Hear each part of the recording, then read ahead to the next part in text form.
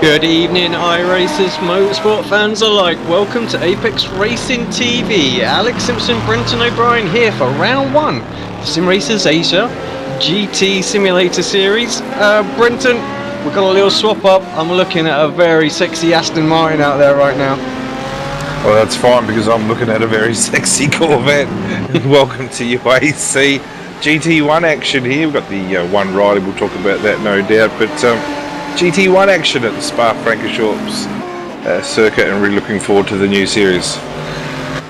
Yeah, we've got about 3.5 minutes of qualifying left, so we'll bring those stand-ins, but you can see them at the moment just ticking across at the top of your screen.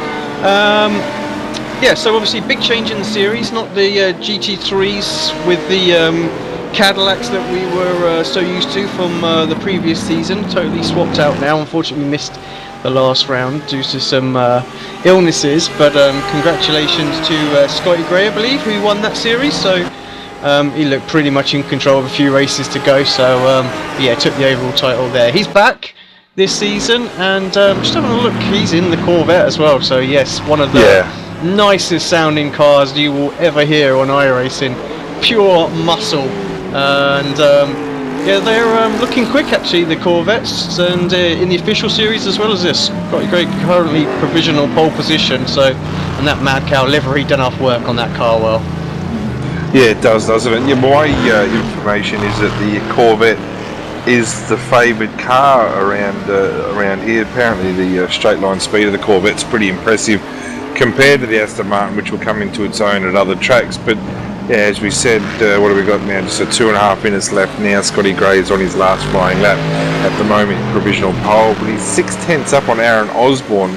It's good to have his name up there as well. Here, I know he's driving the Aston Martin, and then Fani Lajerie and Yuka Suvati are both driving the Corvettes as well. So the top four there. Nathan Groudon will finish off the top five as we speak at the moment. I know he's driving the Aston Martin, but it's the benefit of the new series, the new cars, there's some new names up there. Yeah, Scotty Gray, the defending champion, we know, they stay up there, but there's some new names up there as we speak. Yeah, obviously new series, new car as well, so a lot of drivers dipping their toes in and around the Astons at the moment, which is why I think we'll see a lot more Astons throughout this season than anything else. Of course, the Rileys as well are in the series. At the moment we've only got a couple of entries, one here today, so we'll see how that goes. Hopefully we'll get a few more in future races just to mix it up a little bit, but we expect those to be out front when they do start to show up, or maybe it'll just be a GT1 fest for the rest of the season. Yeah, well, Scotty Stevens in the JFF GT Omega Riley is the sole nomination for that series at the moment. Mark made it fairly clear at the start that there'll be no car changing throughout the series. Yeah, I can't see Scotty being too enthusiastic about being the only Riley, and I know he's got a good team behind him, so maybe if he is just the sole entry, Mark might make a exemption there for him if he requires it.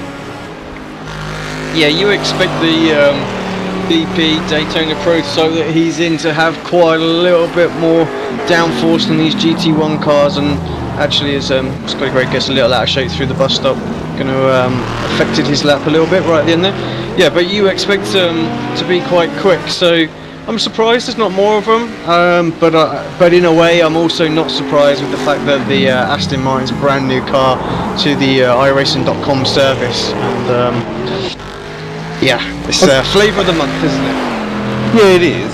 Yeah, when the BMW came out, that dominated the series. When the Rough came out, that dominated the series, and then no doubt the same now. And there's some magnificent looking Aston Martins. The boys put a lot of effort into their liveries, but from what I have driven so far, I think the Aston Martin's drivability is probably easier than the Corvette. So I'm interested to see how well the Corvettes can get off the line and handle that first lap. The tyres still don't seem to get up the temperature real quick, but the checker flag's just come out for qualifying. Yeah, I wonder if that's been taken on board. I mean, I know in the recent build, the Corvette, they did try and sort that problem out in the build notes, but you'll have to forgive my ignorance. Are we having a pace lap here? It's not something I've spotted in the rules. We're going to do that. I know with the Corvette previously we introduced it, and of course on the GT3s it worked quite well as well. Yeah, it did. It doesn't say anything that I could see about it. I know they get the one quick repair. An interesting one here is that there's a mandatory pit stop, but I don't think they have to take tyres or any fuel. I think they can actually get to the finish on their fuel, so that's going to be interesting. They're just got to come to a stop and not do anything and just stop then start again. So we have to keep our eye on that. It's going to be fairly difficult to come to grips with just stopping. So see how that goes. I wonder if there will be people that will go, well, we've got to come in anyway, so I'm going to short fill and try and get the advantage if they're, lighter for the first half of the race. They won't take tyres, just have a splash of fuel or something like that. I mean, yeah, they'll probably be stationary for 2 or 3 seconds, but it might be quicker in the long run. Who knows?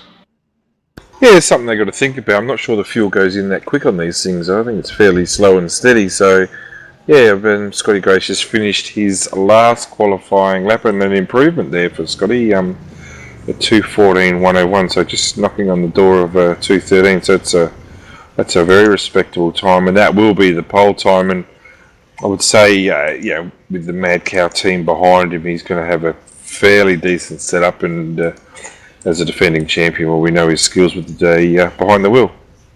No, Marcus Lenderman, as far as I can see, looking down. Obviously, another GT3 specialist. We give Scott a good run for his money. Missed a couple of races, have to say. Without those, it would have been a very, very close championship. But I think he's probably focusing in on the upcoming iRacing World Championship, so stuck with the GT3s. Alright, qualifying is all but over. I wonder if you can take us through the grid? If that's okay, Scotty Gray, the Mad Cow Racing, 2:14.101. Aaron Osborne second.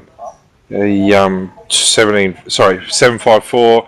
Finally, largely a good effort by him. Third position, a 15 flat. Timmy Ballen should be happy with his time in fourth place, moving up there in the last lap to fourth with 3:01. Yukar Suvati in the Corvette, 3:20. Nathan Growden, Aston Martin, the 700. Bobby Jovanovic, I believe he's in the Corvette, 7:31. Josh Burden in the Aston, almost said the BMW there. 9:16. Scotty Newton be reasonably happy in ninth position, a 16 flat. Jason Bentz with the JFF Laser I vehicle, I think he's in the Aston Martin, a 054. Mick Hammond, his teammate, these two, Bentz and Hammond, these guys are stuck together like glue, and they were in the last few races of the GT3 series as well. Victor Draveguard, a 437. Chandra Yong, familiar name in the series, a 16.57. Scotty Stevens, we spoke about, just the Sol O'Reilly in 14th place. Not sure how hard he pushed there. Min Park, we know of. Paul Lonergan, Daniel Leet, Shane Reynolds, Pat O'Hara, Tim Jackson just did the one lap. Phil White, Master Newton, Alex Marshall, a 17.919. Probably a bit off the pace here, be disappointed with that, but as the race goes on, he'll be fine. What do we got? Down to 33rd position, Lachlan Wyatt and Brad Matheson down there in 32nd position. So 33 starters, AC. That's a good field, and it looks like we'll have a rolling start.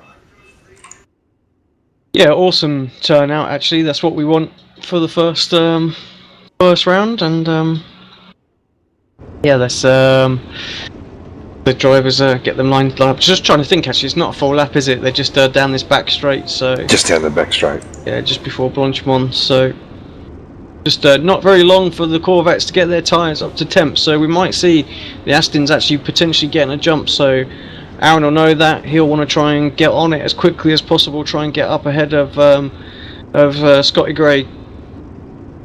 You can get a little bit of a lead, then you never know what can happen. Yeah, that's right. It looks like the team with Ballinger and Osborne have certainly done some practicing as well. The GLW team and qualifying in second and fourth, so they're the leading Aston Martins at this stage. As what do they do? They come up to the bus stop and then straight into it, I believe. Yeah. Really looking forward to this. There should be a lot of interest, and it should be obviously with a real. A lot of cars of similar should be a real tight race. Yeah, you can see a few guys out there weaving just to try and get the tyres up to temp. Normally you wouldn't see any of that too much with iRacing, but the Corvettes you absolutely need to build the pressure up. Here we go. Yeah, well, there's no shame there with the Corvette, the cold tyres there. Scotty Gray with a great start. Funny Luxury looking deep on the brakes here. The turn one, going to get the job done. And watch the power of the Corvette now away from that Aston Martin. Oh, spoke too soon. That Aston's really got stuck in, hasn't it? Yeah, absolutely. Great little run from Osborne here. I want to get the two. They're going to be side by side. No, they're not. They seem to file it out. Never sensible, is it? First lap of the race. He's not mucking around. Just runs a little bit deep. That's going to give Ballinger the opportunity to have a run as well. What a great shot as all these cars come steaming down this back straight into Lecombe. Yeah, we've got Timmy Ballinger going around the outside of Farney there, Lecombe. He's got the job done too, so the GLW Aston Martin's up into second and third, so that's a fantastic start for that team. Josh Burnham's also had a really good start as well. He's worked his way up into fourth place in the JFF GT Omega Aston Martin as well, so a great start from 8th on the grid up to 5th for Josh. Yuka Silvati's just dropped the one spot. Nathan Groud and Bobby Jovanovic, Jason Bent, Scotty Newton and Mick Hammond, so the two JFF laser cars have been separated by Scotty Newton in the early stages. I tell you what, we talked a little bit off air about the sound of the Aston, just not quiet there. It's not bad, but you mix in the Corvette when they're actually going hammer and tong at it, and actually it's quite a nice sounding grid out there right now. It's music, isn't it? It really is. It's you're right. It's just the difference between the two cars. That Corvette, just that deep grunty sound, just sounds fantastic. Mint Parks also had a pretty good start. From 15th, oh, he's just gone a bit wide there on the exit, and keep it half an eye. Pat O'Hare might have, yeah, he's come around. Trying to remember what corner that is. I want to say, I really can't remember. I know I hate that corner myself, but yeah, Pat O'Hare around. He's going to find himself at the back. There's a couple of drivers a bit further back that might have been involved in something as well. So, but for the most part, pretty clean first lap. Yeah, well, Paul Nelson, I don't think he put a quali lap in. I think he actually started from pit lane. Ballinger under pressure, turn one, sorry, Brenton's cut you off there. Lazardri trying to work his way back up there. Looks like he's got a good run. Out of one, they're going to be side by side going into Eau Rouge again.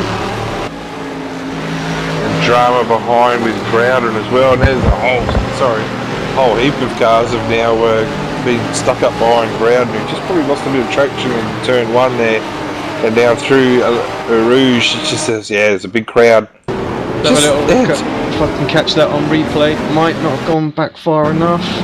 Yeah, it just clipped the curb on the left there, I think.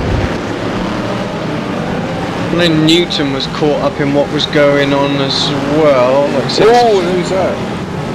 Sorry, just the BP car that's gone on straight Min Park. Okay, so it appears that, I'm not sure who that was, someone got loose on the AstroTurf out of turn one, just totally lost it, speared himself to the right, took a few cars with him. Nathan Groudon, was it? Nathan Groudon, perhaps? Game for those few drivers though, because it's, yeah, a few of them are into the pits, so. Yeah, and finally Lazardy's just, as we saw, trying to make the move on Timmy Ballinger there. Obviously, that move didn't stick. Yuka Savati has now done that job on Farney, so I'm expecting Yuka to work his way up the field here. I'm hearing quick things about him during practice this week, so yeah, I would imagine he's going to continue to make his way up from the position he's in now in fourth. Yeah, starting to wind that Corvette up, coming ever closer to Ballinger, we thought. Yeah, I'm quite surprised actually, Brendan. We generally thought that we wouldn't see too much from the... Oh, he's been turned! Lazardri's hit him from behind. Oh, and then he's tried to recover back onto track. Wait! Oh. It's all you can do, I'm afraid. Oh, he's come out in front of Jackson. Oh, and he's taken a huge shortcut, but he's going to have to Yeah, we'll get a slowdown for that by as the well, time won't it? there. So, Yeah, I'm interested to see whether Farney here. few cars in the pits early as well. Yeah, I just looked at Houston in the pits. Just going to keep an eye on whether Farney actually redresses that. It doesn't look like he has a lot of intention to, the way he's steaming through Eau Rouge at the moment. No, just mistimed his brake in there, I think, and yeah, just turned Yuka there, and he got away with it. But yeah, Bolsavati there down in 10th place now for that. So he's going to have to show us what he's made of now. Work his way up. Still a long race to go. Can definitely see him making his way back towards the front.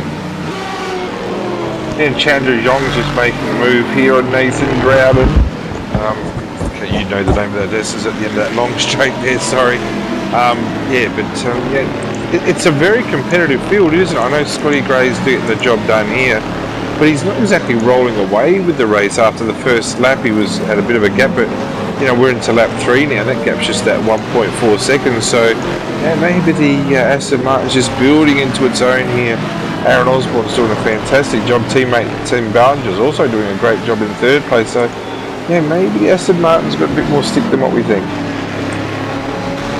Yeah, I wonder really if it's going to be all about the tyres or anything like that. I mean, I just don't know enough about how the cars are performing yet over the long run to know that whether or not the Corvette's just a little bit heavier on the tyres. We should get word, of course, from the drivers after the race, but yeah, it's going to be interesting to see how it plays out. Just trying to keep my eyes where Scott Stevens is in O'Reilly, and I haven't actually way down. There he is, there, way down, 24th. Not sure if he started on the grid. Having a look at his lap times. Yeah, he did. A 2:35 last lap, which is considerably down. I'm thinking he must have made a mistake somewhere. But you can see the car is way quicker as well. Yeah. Popped up behind. Is it just slower in a straight line? This is what we'll see. I mean, those GT1s are very quick. And that's the problem. Look at that. So quick through the corners, but just cannot hold on. And we know what that how does is puts him under attack from Pat O'Hara eventually too, won't it? So look at the difference there. I think that's caught us both out. I mean, he's winding it up. He gets there. Once he gets up to speed, it's there, but it just takes too long to get it. It's the acceleration. Look, Bradley Matheson's amongst that as well, whether he's had an issue or something, not sure.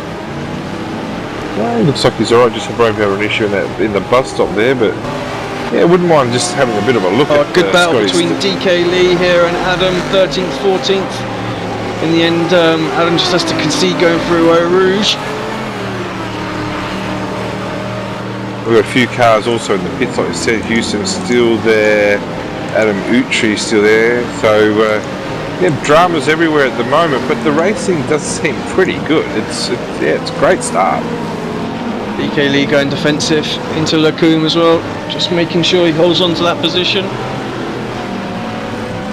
Adam a little bit offline there, just using all the curb and a bit more. Well, I'll tell you who's shaking the tree a little bit as well. The shock and livery on that car, that'll be changed next week, I'll guarantee you that. The Corvette of Tim Jackson has gone from doing one lap in qualifying, it's the only lap he did, and he started in 20th on the grid, and then Jacko's worked his way up to 8th place, so he'll be real happy with that start. Tim, he can just about race everything and anything out there. Yeah, he can. He might not like them sometimes, but nonetheless, he can still wring the neck of it and get out some sort of lap time out of it. Oh, I can tell you after a conversation with Jacko, you don't have to ask any questions just about what he thinks about the car, because he'll tell you.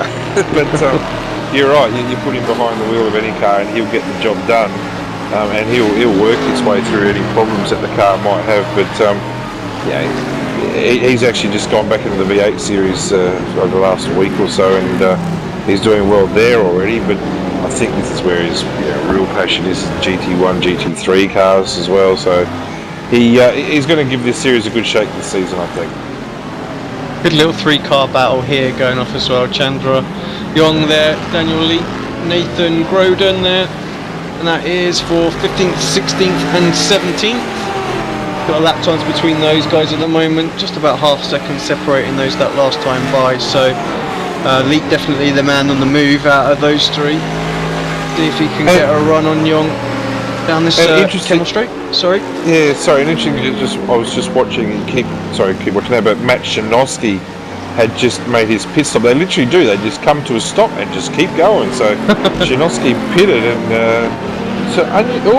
collision. Sorry.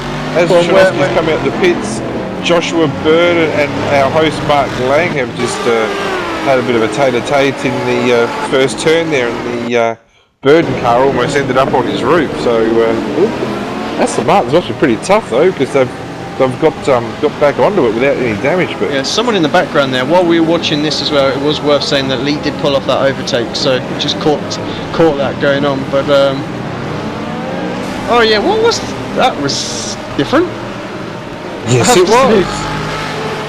Just looked like the car just sort of had inched the spit out to the right kind of thing. It was just weird.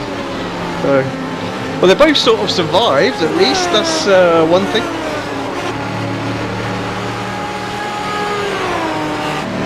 Just jump back to the battle we were watching earlier on, because Nathan Groden's starting to close in on the back of Chandra Young now as well.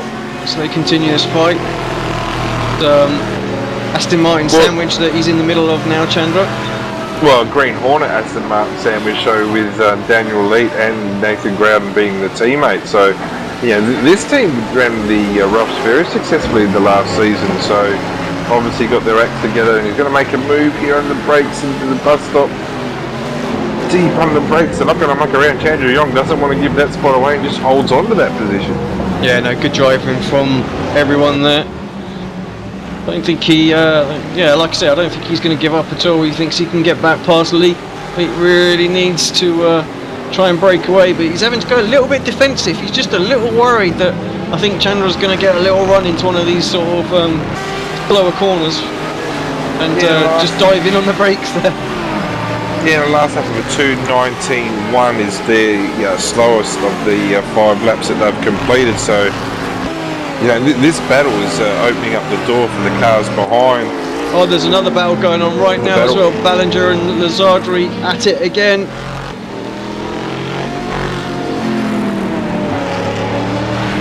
Is that Ballinger trying to go back past, or is he just lost the place there? I'm sorry. I think he's just lost the place. I'm just trying to have a look now through to see what's happened there. I'm just having, looks like some little minor connection issues, to be honest with you. Just losing them every now and then. See if I can find them out the long way. Hang on. Ah, there we go. Yeah, no, looking at Ballinger's times, no, I think it was just a fair pass. In fact, lap 4 of Ballinger was his fastest, 16.8 to 17.4 last lap at the end of lap 5. So I'm thinking it was just a clean pass. He seems to be struggling. He's losing ground. We're on board with him now, and he's not able to keep up with Lazardri. Of course, Lazardri did out-qualify him, so it was quick. Just maybe it's just taken a couple of laps to get these pressures up to the sweet spot in the Corvette for Lazardri, and now he's starting to really motor. Yeah, I'm not sure it's a case of Timmy struggling. I think it's a case of Farney moving. So I think he's up and away. But also looking up the front there, Scotty Gray has now pulled out to about a 5-second lead on Aaron. So, yeah, we know from previous experience the tyres of the Corvette do take a bit of time to get up to temperature, and when they do, they're up and away. But Osborne a 15.996 last lap. Scotty Gray a 15 flat, well 15.1 we could give away last lap. So these two really making a move. Farney a 16.5, Ballinger an 18.2. So that's probably off the pace. Yeah, that's pretty awesome from Scott Gray. 15.0, 1 second lap faster than anybody else on the track at the moment. So man is in the zone. Yeah, well, we've got about 10.8 seconds from the Ballinger car in fourth back to this battling pack of Leet, Young and Grouden. But these guys were faster than Ballinger at the last lap. But, you know, the charge of the Green Brigade here in 5th, 6th and 7th are slowly making their ground here. Yeah, Jackson's slowly catching these guys up as well, and I think in a sense, he's bringing with him Frashak and Marshall as well. We haven't seen Marshall at all. He obviously had a pretty bad qualifier, but shows he's got that pace out there, and he's coming as well. This is going to be a good 5-6 car battle before long. Yeah, well, Chen Yong's just made the pass there at the end of the straight there. So I'm just interested to see whether that Corvette, the Castrol GTX Corvette, can stretch its legs here and pull a bit of understeer there in that last turn by Daniel Lee. So just going to see if Chen Yong can, what kind of lap time he can produce here. Now, if he starts to disappear, this will definitely say to me the Corvette is better on its tyres. Oh, we've got a car in the wall. We've lost two actually. Sorry, Marshall and Lachlan White, who was being lapped. I think Lachlan has just made a mistake on the exit there. Well, that's an unusual. I know it's not an unusual car to crash on, but the way he's done it was unusual, and that's yeah. He was already a lap down, unfortunately. Mick Park's also in the pit, and his car's. I think he's obviously popped an engine there, so that's his second stop. So there's going to be issues there. That's an unusual accident. Just watching it there. Just went wide. Obviously, we're looking at it from Marshall there. He just comes around the corner. He's got absolutely nowhere he could go. Yeah, disaster for him. So he'd be gutted. He was making his way up really nicely on the pack there. Let's have a little look a bit further back, see what else is going on. Hammond just half a second behind Jovanovic right now.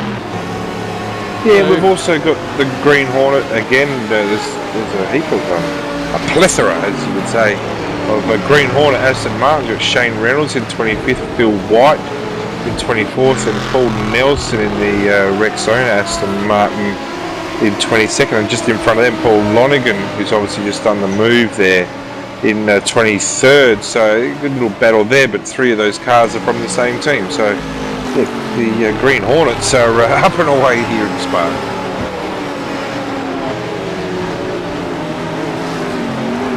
Just having a look at another little battle going on here. This was this must be really frustrating for both drivers concerned. Actually, this is Scott Stevens and Victor Dravegaard. So we've got the Riley here, which we know is a little bit slower in getting up to speed, but pretty quick once it gets there. And then of course the Aston that, oh, there goes the Riley. Scott Stevens into the wall, big time, front end completely gone. Hopefully everybody's going to avoid him. Let's get it off the track, that's for sure. Yeah, he's well off the he's track. going to try and limp it around maybe, see if he can get it repaired, but I don't think that's been repaired. Look, that is absolutely gone. Toast. Yeah, it's a shame. Yeah, maybe that's just something he might want to stop, whether he wants to stick with that car. I know he side by races side, sorry, Jovanovic and DK Lee. Sorry, Brenton, you carry on. No, I was just about Scotty Stevens. I know he races that car, I think in the Australian Junior Championship, so just trying to get some more laps under his belt there, but I think he would have to consider changing cars, the only Riley. But anyway, a good little battle here as well. Like you said, I think you've called it. Jovanovic, DK Lee and Mick Hammond. That's a great little battle here with the Corvette and the two Aston Martins. Yeah, I mean, Jovanovic quick pace the last lap was a 17.0, so I wonder if he's just managed to make his way past Lee there, because that was a 2.19 for Lee. And but the man definitely the quickest out of the three is Hammond with a 2.16, so he's around, trying to go around the outside of Lee through Blanchimont. Oh, this is never going to be easy. But yeah, great move. What a great move. Great. But mind you, DK Lee, Hammond put a lot of faith in DK Lee there to make sure he could hold his line too. So I think is that Lee now coming into the pits? I reckon it was. I thought I saw. Yeah, DK Lee into the pits. So just if we'll watch their pit stops. They were wheel to wheel. Sorry, I'm just watching it back in slow motion. Actually, they were wheel to wheel, but Hammond got it through cleanly enough beforehand as well, so he could take the left-hander without too much concern there. But yeah, what a great move. So Lee stops, and actually, I think is he taking tyres? Because he doesn't need to be stopped this long, I don't think. So he's actually stationary for quite a while here. Yeah, something's going on. Fuel. I didn't see him get dropped or anything on the jack, so Maybe it was just fuel. Maybe he was one that has gone with the light fuel. Didn't seem to pay off. He didn't seem to make too much ground in the early going. That's the thing with these GT ones. They've got a lot of power underneath them. A little bit of fuel probably not going to make a great deal of difference to overall lap time. No, I wouldn't think so. Oh, Jason Ben's just a little bit light there on exit. Just trying to find, Nathan Groudon and Yuka Silvati. I'm thinking, both of these cars have already pitted and looking fairly handy here down in 11th and 12th, or 12th and 13th at the moment. So these guys will just get stronger as the race goes on too. Yeah, you could obviously had that incident with Lazardri earlier on in the race.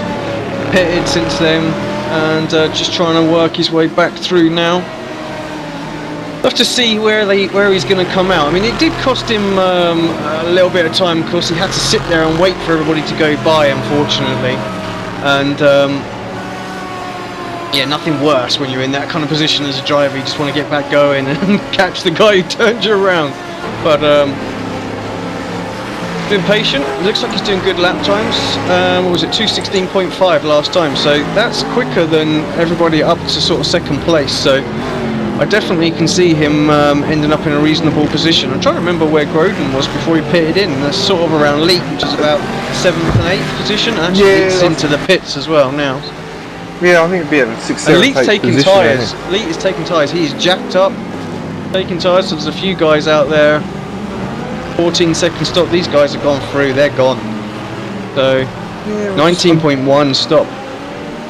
Definitely a mixture going on there. Maybe, let's just see what the difference in pace is at the end of this race. Is he going to be quicker, Leet, than the guys on our old tyres? This is going to be interesting to see how it pans out.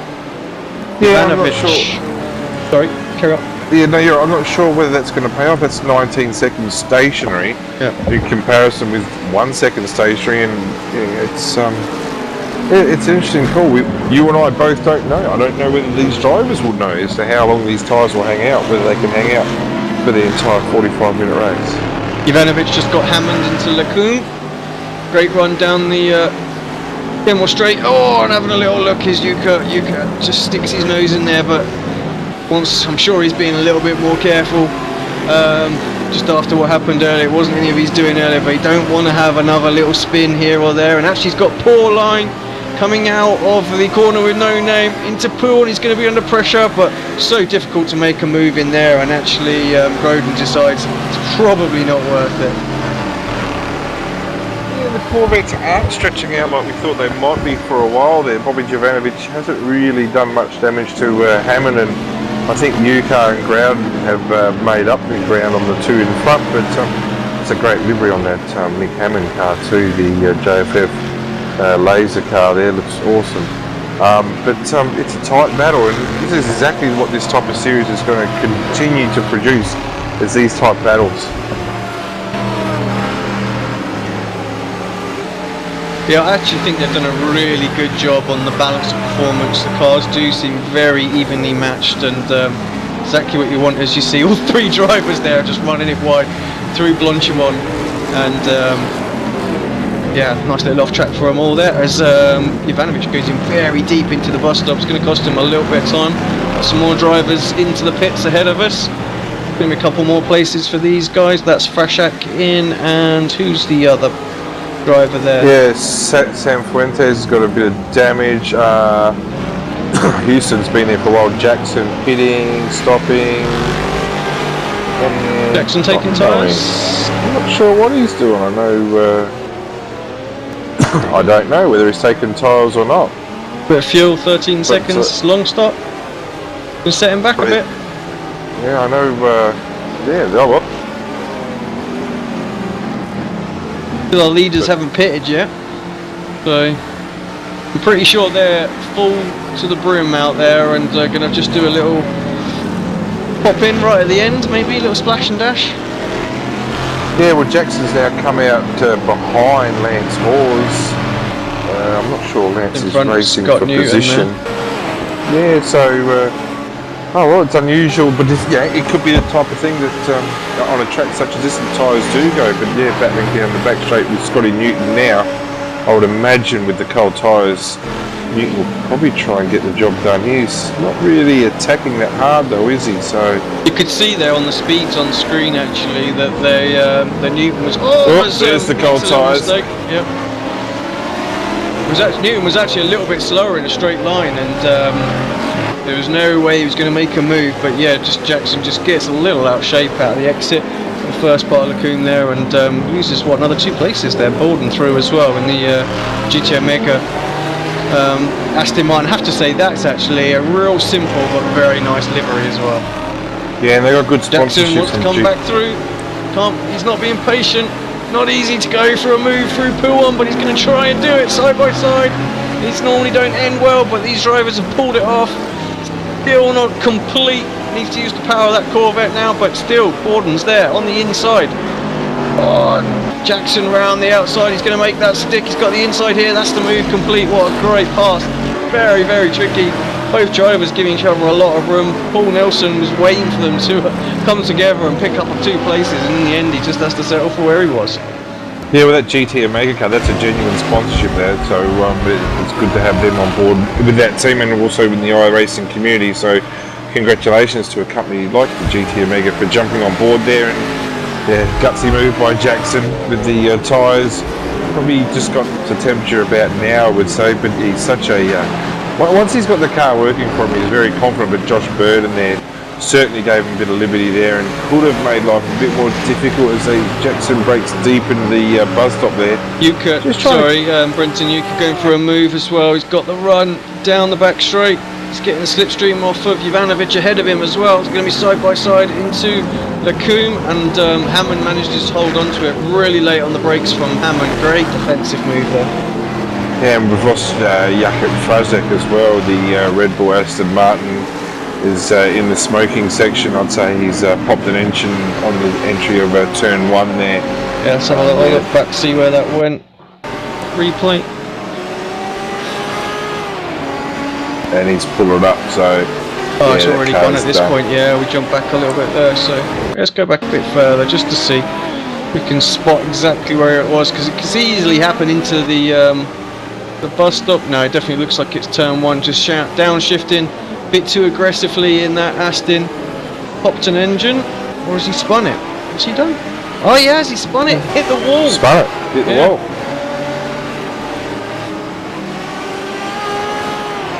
Timmy Ballinger in the pits from 4th position as well. He'd be pretty happy with that first stint so far. Interesting here to see what the car 727 does here, the GLW team. Whether he takes tyres or whether he just does a stop go. Yeah, see, he's working his way down into the box. Glad they don't use the endurance pit stop here, because geez, it's a long stop. Yep. So that's pretty quick. I don't think he's done anything there. Yeah, that was very quick. Maybe a splash of fuel or something in there just to be safe or something. Barely anything. Chandra Yong in the pits as well. He was previously in 5th place in that Corvette, and his pit stop is considerably longer. So I wonder whether there might be a pattern here. That one, I guess. Whether the Corvettes might be harder on the tyres than the Aston Martins. Like I said, race 1, we don't know that yet, and I guess these guys wouldn't know yet either. Yeah, strange. Matt Shinovsky spins. Well, he's on the grass at the bus stop. Let's have a look back, see what caused that, because he's going around in circles a minute, losing places. Have a look. Yeah, so we're just coming down through Blanchimont now. No real problems there. Who's got behind him? They're way back, whoever, so it's going to be self-inflicted, I think. Heavy braking. Catches the inside curb, unsettles the right rear there, just car just continues rotating, and look, he loses about 6 places there. He'll be gutted. Scotty Gray just doesn't look comfortable at the lead, doesn't he? He's out to almost 10 seconds now. 15.6 his last lap. Let's jump on board actually with our leader, do a lap around this. Why don't you call the lap like you do so well, AC? Here we are, we've just done turn 1 then. Not too familiar with the GTs, but this is never going to be flat out, I would think. See, it's just a little lift downshift as well. Freeway Rouge catches the apex beautifully there on the left and the right. So now you settle in, just listen to the power of the Corvette here. So just winds it up down this Kenmore straight, spots his braking point on the left there, hard braking, uses the curb on the inside and the left. Suspension on these cars able to take that nasty little bump there, swings it right, catches the curbs beautifully through that Lacoum section into this tricky downhill braking zone. Camber wants to take you out wide here, but look at Gray, absolutely glued to the apex perfectly there. Through the corner with no name, tricky, easy to get an off track through here, beautiful through there, no use of the AstroTurf runoff at all. Into Pouhon, one of the most bravest of corners on any racetrack that you have to take. Not so straightforward in these big old GT1 cars, has to have a little brake, get the car in. Good line through there and through this fast right left section. Perhaps a little bit too tight from Gray there, but doesn't seem to slow him down too much. Watch the runoff area here, it can be a bit slippy, quite bumpy as well, but all good. Through what I like to call Hell Corner, I really struggle through here. But Gray absolutely nails it, no off tracks or anything. Can't quite nail it through this right hander, has to have just a little lift, but this back straight, this is where it's all fun. Into Blanchimont, again another corner that you got to have balls of steel going through here if you want to try and go through. Not quite flat, Gray just has a little lift. Uses all the curb, very easy to get it wrong, into heavy braking down into the bus stop. Don't want to blow your engine, so just be careful not to downshift too quickly. Catches both curbs beautifully, and that is a lap of Circuit de Spa-Francorchamps. Yeah, well called, mate. A great lap for you. In the meantime, Nathan Grouden has got into the side of our Sol Riley car of Scotty Stevens in turn 1, and that's also affected Juha Savati as well. So Groudon's really dropped down there, lost I think 3 positions in a considerable amount of time as well. So no, a great call of that lap, AC. Yeah, just having a look at the places that's done. So yeah, Savati dropped back a little bit behind Hammond. Oh, we've got blown engine as well for Groudon. Pop, there she goes. There she goes. Yeah, just sees the rear end up as well. Back end comes around, that is it. Retires from the race. Yeah, he'll be a bit dirty about that, but going through the lap traffic, obviously a miscommunication between the two, plus the two different types of cars. But I'm thinking Scotty might be thinking of getting out of the way of the Corvette here of Yuka, and I think he's doing that. So yeah, he's obeying the blue flags there, and he's got Victor Dravegar. We haven't spoken of him as yet in the blue flag racing Aston Martin up into 9th place. So a fantastic job there by Victor from 12th on the grid. Just getting a little word in my ear, Brenton, and this one will interest you as well. Lewis Cagali just posted, just saying he's going to be joining the series from next week, interested to learn the GT1, so no, a bit of a favourite of ours. Be interesting to see how he goes. Certainly going to mix it up front for sure. Oh, well, Lewis is a favourite of mine, he knows that. G'day to you, Lewis, I'm glad you're on board listening and viewing. Yeah, well, the Blackout of Motorsports here, we have missed them for race 1. They've obviously got commitments elsewhere this weekend, and as the defending champion team, Blackout of Motorsports, will be great to have them on board, and whether the Blackout of Motorsports guys who, let's face it, and Lewis will say himself, they do generally go for the different car. Like last season, we know they went for the Cadillac with great success with Christian Challoner and John King, I think it was, on board. So whether they want to jump on board with the Rileys, it's a pretty thin field there, it must be known, or whether they want to get on the heavily populated GT1s. Be looking like forward to what they want to do. Yeah, looks like GT1s. Watching a great little battle out here at the moment. Drivers, have to say, are making a few mistakes left, right and centre, but we've got, well, we did have Josh Borden, Tim Jackson, Phil White, Scott Newton and Pat O'Hara, but just the battling just down that back straight has let Borden just jump away all of a sudden. So yeah, Jackson leads them at the moment. Sorry, no, it is Borden just ahead of them in the GT Omega car there. But yeah, great little 4 or 5 car battle there. Yeah, it is, and we've got to work out which cars have stopped and which cars haven't stopped, because let's not forget. Just the top 3 that haven't stopped. Just now. the top 3. Yep, everybody else has had a pit. Top 3 haven't. Yeah, well, in this battle here with Burton, Jackson, Newton, White, and O'Hara is really coming to life now. We're deep into the race. We'll be 38 minutes in. So probably 2 or 3 laps to go. I would imagine 3, maybe 4 laps to go. Well, hopefully the top 3 will pit and obey those rules. You'd hate to see him lose that result from a error such as that.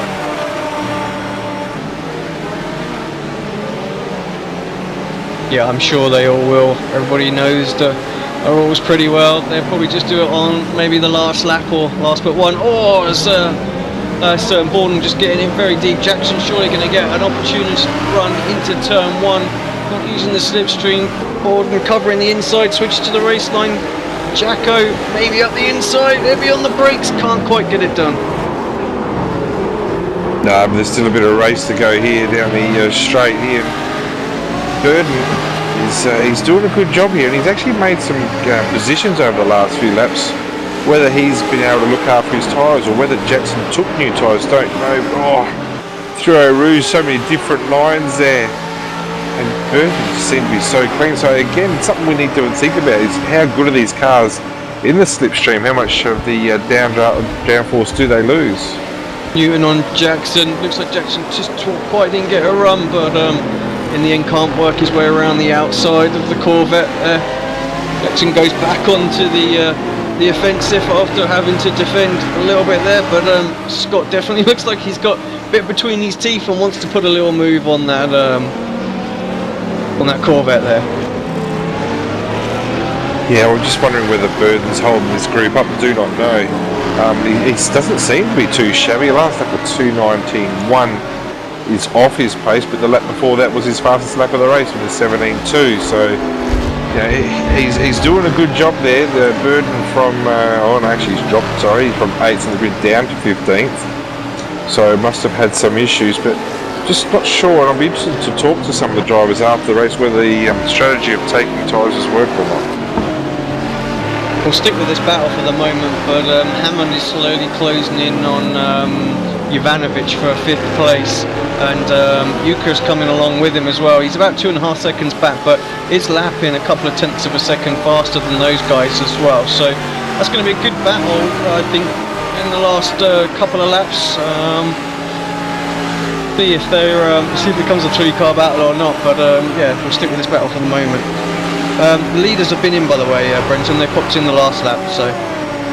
And Shane Reynolds, sorry, he's just lost on the exit of the bus right there. He was in 13th. I'm sure he's going to want to pull out in front of the field there.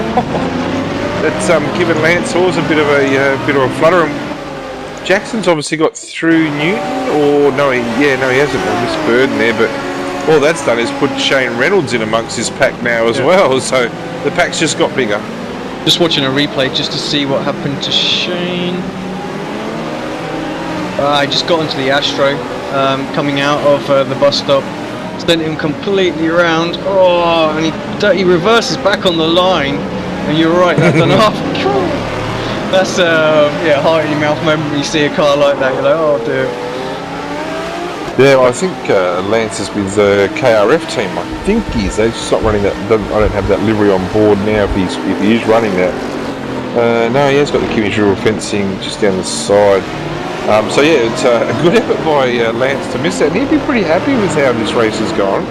26 on the grid and up into 13th. So thus far, an excellent result. But just getting nicked into here by Josh Burton's going to take that spot. Wondering whether Tim Jackson's going to follow him through. Oh, Lance very giving there. Lance has had his pit stop, so just not a lot of fight there by young Lance, but he's obviously got his reasons, whether his tyres are at an end or something. But I would have thought maybe he could have made life a little bit harder there, but yeah, a couple of positions gone. But Oh, no he's damage done. definitely struggling with something. Run off there through the left, right. Chicane, he's going to lose even more places here. So yeah, something going on with his car right now. Yeah, well, that whole pack's gone through, hasn't it? So there's 1, 2, 3, 4, 5, 6 cars have passed in this lap. So I'm not sure. Have a look over his shoulder to see what else is coming. Matt Shinovsky would be the next car on his radar, but he's a little bit down the road. So what is he? Yeah, well, he was 14 seconds down, but he wouldn't be 14 seconds down now. Just jumped on with Hammond just to see. I think he's actually lost a little bit of ground on Jovanovic that last lap. It's not much, it's tongue a little bit. These guys pretty even on pace, it's fair to say. So I think they're probably going to end up like that with just 4 minutes 40 left on the clock. A couple of laps to go. It's going to take a pretty mighty lap from any driver out there to close in on that. So we'll jump back. Actually, we ought to look at is Jason Benson, Daniel Lee. Just 0.2 of a second separate those. So Lee has a little look. Great move. Oh, there's a little bit of contact afterwards. It just gets Lee a little bit loose on the exit there, and actually Benz is going to hold on to that. So cunning little move there from Benz. Just take that. Yeah, well, both himself and Hammond have done a pretty good job here in the. Again, another one. I'll be interested to see how long his pit stop was, and he's obviously had a fairly early pit stop as well. Just want to know, for our sake as well, how the tyres are going with these cars, for those cars who took tyres in comparison with those who didn't, whether there's that much of a difference, because some cars really look like they're struggling out there. Yeah, Lee is one that took tyres, I'm pretty sure of it. Another driver who did as well, and we'll jump on with him, was Yong. Yong took tyres, and he's not lapping any different to what he was earlier on. So, yeah. I mean, the leaders up front, doing 16s. So I don't think, I don't think there's really a major problem with the tyres there. So maybe a bit of mispreparation from the drivers their part, thinking they need to take tyres or whatnot. Yeah, you could be right. You would think that a car in a GT1 class would be able to run certainly a lot longer than 45 minutes and having to take fuel, because these cars didn't actually start on a full fuel load. So I think they could have started on about 80 litres and still made it fairly comfortably. So you would think that the tyre should hang in there. Hammond is closing back in on Jovanovic. That was 0.3 of a second. No, about 0.2, sorry. That last time. He's not going to get there. This is going to be the last lap. That little group that we were following earlier, separating apart a little bit as well. As Jackson's around, just jump back to Jacko coming around out of the bus stop. It looks like he had the same sort of mistake that we saw. What's he done here? Even on the straight is an issue, so yeah, not sure what's happened there, but he'll be disappointed with that. He's done a lot of hard work. They just got on the power and onto that Astro, and away it went. So he just had a little bit of back wing damage, so he will be disappointed by that. But one lap in practice or one lap in qualifying, there's going to be issues, but gee whiz, even as he's trying to get away again. But anyway, on to the race. Yeah, that's separated that pack apart now. I think they're going to have one lap. I mean, Ben Reynolds still pretty close to Newton, and then we've got Phil White as well. We haven't spoke much about Phil all race, to be honest. He's closing in. I think that's his teammate ahead, so I don't suspect he will do any kind of rash moves on his teammate right at the end of the race. But pretty stellar performance, 16th. I mean, solid for the first round. You know, we'll probably want it a little bit more. You'd spent about 5 seconds in the pits as well, so yeah, there's a few drivers out there that had a little splash and dash. Yeah, I'm thinking I'm just probably Scotty Graby last lap, I would imagine. He's just done such a good, consistent job all night, hasn't he? Even his last lap, a 15.7, so 15.8, so he's on lap 20, and every single one of his racing laps, apart from 2, have been in the 15s, and the 2 that weren't were a 14.7 and a 14.8. So, carrying on from what he did last season. This is the defending champion we're looking at. Change of car, same team. been very strong throughout. Yeah, very, very quick indeed. Take nothing off of away from Aaron Osborne as well. Great performance from him. When you consider he's some 22 seconds ahead of Lazardbury as well. That just goes to show the kind of performance that he's put on out there. But 15 seconds back from Scott, so he'll be scratching his head thinking what he needs to do for the next round to try and bring him a little bit closer to Scott. Yeah, and also Timmy Ballinger. Again, Timmy just improves every race, and I'd say that every race, but he does improve, and he's got himself up to 4th place there. And I'm thinking, I know it's a GT1 different than GT3, but I'm thinking that this is probably his highest position in a sim race's Asia Championship race. Yeah, I think you're right. Actually, I think the 4th is. Here he comes, though, Scott Gray. Checkered flag is waiting for him as a little slide through the bus stop. But yeah, what a dominant performance. Fully deserves that victory. Made 0 mistakes whatsoever. Has a little weave to celebrate. He'll be delighted with that. Yeah, and very much deserved. And we've got to wait a little bit here for Aaron Osborne. Coming through in second on the grid, second in the race. I think if someone offered him second place at the start, I'm pretty confident he would take that. 15.7 seconds down, so a good result there. And we've got Alex Marshall's had a bit of a spin there late. But Farney does really well. He's finally showing his potential, young Farney. He's going to be crossing the line for the last podium position in 3rd place, so well done to Farney. Yeah, and here comes Ballinger crossing to 4th. He will be delighted with that. Jovanovic has got a lot of company coming across the line, but I think they're all going to be as they were. Hammond's going to hold on. Is he going to hold on though? Oh, look how close that is. Couldn't quite get past Savati there, but yeah, great. Great comeback. Mick Hammond will be wrapped with that, as will Victor Draveguard in 8th spot in the Blue Flag Racing car, and actually, who's that too? Lighting up. Aaron Osborne's like up there, and well done to him, he deserves that. Scotty Stevens, well, we don't know about the Riley, we don't know. Is it quick, is it not quick? Yeah, 25th made a bad mistake at the XFO Rouge, we saw that. Daniel Leeton, Paul Lonergan in the Green Hornet, Aston Martin's 10th and 11th.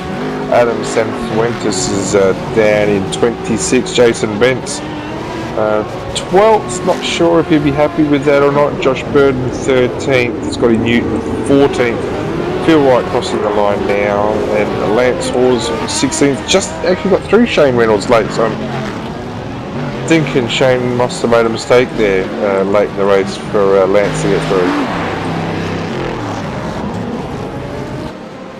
Yeah, just really waiting for Pat to come through. That's the final spot there that's on the lead lap by the looks of it.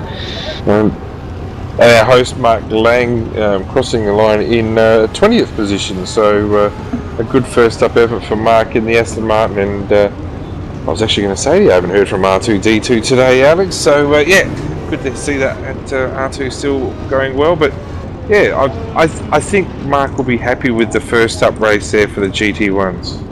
Yeah, absolutely. It was a great race, actually. A lot of good action there, and I think this is going to be a great series. A little bit different to the GT3s, but a good balance of performance between the cars as well. I think we're going to see some epic battles. Different tracks going to mix it up just a little bit as well. Corvette definitely did have the straight line speed advantage. You could see the Astons sometimes were just struggling. They looked like they had to be quite trimmed out to get them to get that straight line speed, where the Astons were able to take a tiny little bit more downforce on them. So, but yeah, great performances. Our race admin just goes for a little lap at the end of the race. Yeah, it'd be interesting to see if there's any penalties with Farney there in 3rd place. Had some early dramas there. We know with Yuka, I think. Was it Yuka or Nathan Brown? I can't remember. No, it was Yuka. Yeah. Yeah, so I'm just wondering if there might be a penalty coming Farney's way. That's not for us to judge. But yeah, overall a pretty good result. But really, our defending champion Scotty Gray in the Mad Cow Racing car there has really stamped his early authority there with a pretty much a 16-second win. Yeah, absolutely. I mean, carries on like that, it's going to be difficult to see how anyone's going to get up to him. It's going to have to be a steep learning curve for the drivers behind, I think, just to pick up some pace. Who knows? A few drivers that said they're going to turn up for the following rounds as well, and when they see drivers see turnouts like this, they want to get involved in these leagues as well. And Marcus will happily invite you to it. So if you like what you see, then just get in touch on the iRacing forum in the league section. Mark Lang, Sim Races Asia. Just put your name down, come and join in. Yeah, well, if Blackadder are going to join next week, well, straight away, with no disrespect to the field tonight, but if Blackadder join on, well, the quality of field's just going to go up that little bit more. So, looking forward to what Lewis and Christian and John can offer next week in the GT1s. We are actually joined, let's just drag him up. We're actually joined by our Victor. Scotty, welcome to the comms box. It's a completely new series, but it's a familiar result for yourself. First place at the first round of the GT1 and Riley series here on Sim Races Asia. Congratulations, you must be delighted. 15-second lead at the end there. Cheers, guys. Yeah, it's always good to get back out there and have a good race. Good to drive a different car. I've been looking for something different from the GT3s for a little bit, so it's a good excuse to try something different out. And so what are the differences between the GT3s and you're in the Corvette? I mean, we'll talk about the difference between the two cars first, and then maybe sort of ask why you went for the Corvette over the Aston as well. They do drive quite similarly to the GT3s overall, I guess. They're just basically like the GT3s, but with more power. The GT3s have changed a little bit this season, though. I haven't really touched them this season yet, so can't give a complete breakdown. But the biggest thing for anyone jumping in them is, of course, you have to blip the throttle and down change rather than a full paddle shift gearbox. Yep. When it comes to the Corvette versus the Aston, I only decided which one I was going to drive as I was jumping in the session. I actually like both of them. Probably prefer the Aston just a tiny bit, but I decided to go with the Corvette for a bit of diversity.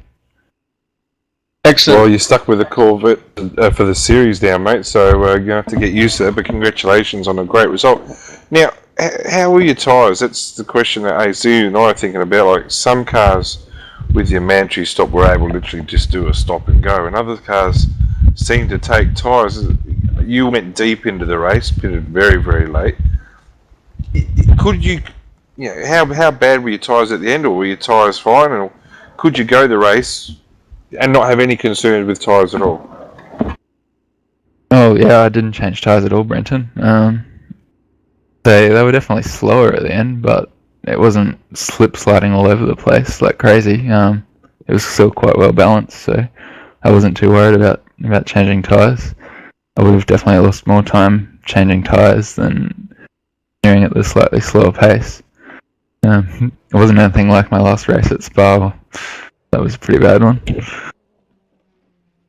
And talking of upcoming races, we've got Monza up next. Of course, that's all about the straight line speed there, which, I mean, from what we could see, it definitely looked like the Corvettes perhaps had the straight line speed advantage over the Astons today. Yeah, I'd say the Corvette will probably have a tiny advantage at Monza. It definitely did at Watkins Glen last week in the official series. But overall, I think the balance of the cars is really good. In the testing that I did here, a couple of hours I did testing, did in the Aston and in the Vet, and my personal best was 13.8 in both of them, and the optimals were about the same as well. So really happy with how they are balanced overall. Awesome. Well, congratulations again, Scott. Anyone you want to give a quick shout out to? Shout out to the Mad Cowboys. Hopefully some of the other guys jump on the series later on, make it a bit more fun. That's all, and I guess thanks you guys for the commentary again, and Mark for putting this whole thing together. Awesome, thanks Scott. Enjoy your weekend, mate, and yeah, we'll catch you in a week's time at Monza. Cheers guys, catch you later. That's the thing with Monza. If Scotty Stevens does stick with that Riley, will the Riley be competitive at a track like Monza? I think after witnessing what we witnessed today, just the one car, I think Mark will have no objections if Scott wants to change cars. He might not want to, but if he does want to change, then I definitely think that option's open for him, because it's no fun racing being the only car out there. I mean, there will be tracks where that Riley will be quickest, where it requires a bit more downforce and things like that, and not so much straight line speed. And then, of course, he'll be towards the front and can drive away at the front. But they'll be quite few and far between, I think, actually. Looking at the speed. You really want to test yourself against other cars. Yeah, exactly. Similar, and so it's going to be a long enough season as it is, and. I know we had the diversity between the Cadillac last season and the GT3s, but there was enough caddies in there that the caddy drivers could, compare themselves to each other, as well as the GT3s for the tracks, where it became an advantage. That was just a nice little bonus to them. But, for Stevens there, he'll definitely want either a whole, 5 or 6 more Rileys to join in on that, or he'll want to swap it up totally to one of the GT ones, I think. Yeah, well, that's no doubt Scotty and the JFF team will have a chat with that. But they did have a second car there with Josh Burden in the Aston Martin. So, like I said, I guess you and I aren't admin, but I don't think it would be an unfair request if Scotty asked Mark whether he could swap, being the only Riley. So just wanted to pick up on a brief little point as well, and that was, of course, that not only was it us broadcasting today, so Checkered Flag Interactive. Just don't forget to check out their stream and make sure you like that and everything else as well, because they do a great job in doing the off weeks and things like that, and really this is just a little bonus from us, just because I got my weeks wrong basically. So we'll be back next week, and then I think we're swapping every week for the rest of the season, so that works out nicely, so that we get all the races covered between the two of us. But this first round we're both calling the action, but so from Monza onwards it'll be us, then them, then us, then them. Yeah, like I said, they do a good job, and it's a good series. So it's the top of Mark Lang and all the Sim Racers Asia guys. I know with the Star Mazda Grand Prix 24/7 series as well, they do a good job there. Hopefully numbers will improve there, but it's a week by week proposition, and looking forward to the rest of the season. We've got a couple of drivers just quickly popped in. I'm going to have a quick chat with Jovanovic, I think, and then we will call it a night on the stream. Let's just quickly drag Bobby up. Ivanovic, congratulations, mate. You must be happy with that. Looked like you were going to come under a fair bit of pressure that last lap, but you held on. Hammond just not able to get you, and Yuka just a little bit too far back as well. But looked like a good fun race out there. Yeah, that was good. Changing up the cars, going to the GT1 spec, but the car was really quick in qualifying.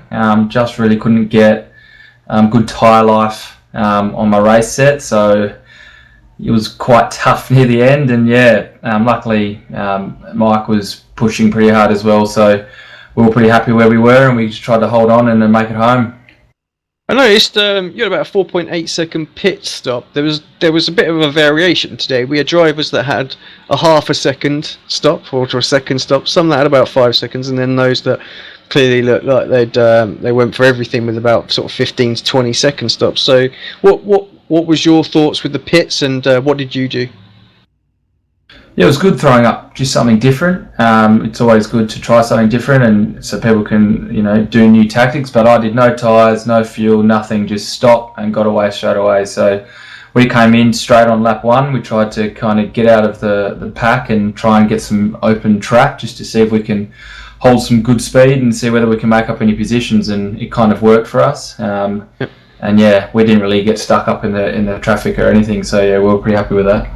Yeah, it looked like a good strategy. Actually, I didn't certainly clock that you popped in early, but yeah, did notice that you were there at the end. So yeah, we'll definitely think there's going to be a few different strategies with that. Monza up next. How do you? I mean, always a silly question to ask, but do you like Monza? Some people don't. Yeah, I've enjoyed it since it's come to iRacing. So hopefully the Corvette will be good with the long straights. So yeah, we'll have to see how it goes. But it's sticking strong with the Corvette and seeing whether Monza will be a good track for it. But I guess we'll wait and see. Do some practice this week and see what happens. Awesome. Thanks very much, buddy. Anyone you want to give a shout out to before I let you go? Yeah, just a shout out to JFF Racing and GT Omega, new sponsor on board as the factory team. So I'm glad to be a part of that and hopefully some exciting things to come. Thanks, Bobby. Good luck next week. Thanks again, mate. See ya. Right, and with that, we're going to call it a day, Brenton. I'm looking forward to Monza. Right. I think that is going to be one epic race. Yeah, it will be, and being a track like Monza, just have to stay in that draft. If you can break that draft, you'll be up and away. So, looking forward to next week's race, and should be epic. Another 45-minute race. Right, thanks everybody for tuning in. Apologies to the drivers that didn't quite get to have a little chat on air. We'll grab you next week, I'm sure. But for everybody who's watches it back post-race, just don't forget to hit that like button, share it, all that goodness, spread the word, and that'll be awesome. Thanks everybody for watching Sim Racers GT1 and Riley Series, round 1 from Circuit to Spa-Francorchamps. We'll be back next week for Monza.